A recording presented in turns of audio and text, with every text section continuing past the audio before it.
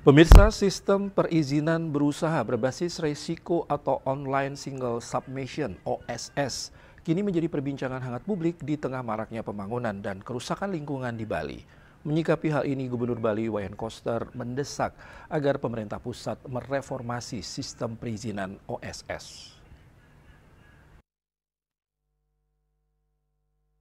Menurut Ketua Komisi 4 DPRD Badung, Nyoman Graha Wicaksana, sistem perizinan OSS ada sisi positif dan negatifnya. Dilihat dari sisi positif, OSS ini bisa memperjelas daerah mana yang akan dilakukan suatu investasi atau kegiatan bisnis. Selain itu, OSS ini bertujuan untuk menghilangkan calo-calo perizinan. Namun demikian, sistem OSS ini dinilai terlalu sentralistik, yang mana kebijakan terpusat pada satu tempat.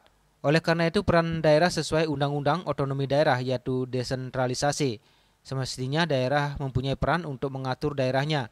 Oleh karena itu, pihaknya berharap kepada wakil rakyat dari Bali yang berada di pusat, baik DPR dan DPD RI, untuk menyuarakan masalah OSS ini dengan melakukan langkah diplomasi di pemerintah pusat. Ya, harapan saya mungkin tokoh-tokoh kami yang ada di pusat, misalnya DPR RI, DPD, tolong dong suarakan ini. Berjuang di sana, lakukan langkah diplomasi, melakukan debat dengan pemerintahan pusat, sehingga apa yang menjadi aspirasi pemerintah daerah yang selama ini kami dengar sudah menyampaikan keluhannya terhadap OSS ini bisa diperjuangkan, sehingga sistemnya tidak terlalu sentralistik.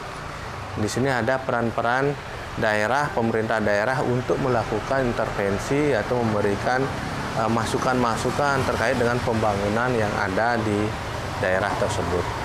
Pihaknya setuju dengan usulan Gubernur Bali mengenai nilai penanaman modal asing atau PMA minimal 100 miliar rupiah. Perlu adanya diferensiasi antara pengusaha lokal dan pengusaha asing. Jika pengusaha asing tentunya tidak boleh ikut berbisnis pada skala usaha kelas menengah ke bawah. Saya setuju sekali, karena kan harus ada diferensiasi ya antara pengusaha lokal dengan pengusaha asing.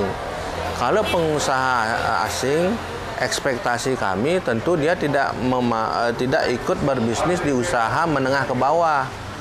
Ya, cenderung pengusaha-pengusaha asing yang notabene-nya perusahaan asing itu kami harapkan untuk menstimulat ekonomi ini dengan berpartisipasi di kelas-kelas usaha menengah ke atas.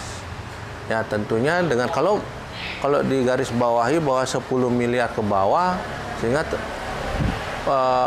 warga negara asing itu bisa berusaha di sektor ya usaha menengah ke bawah. Andika, Bali TV.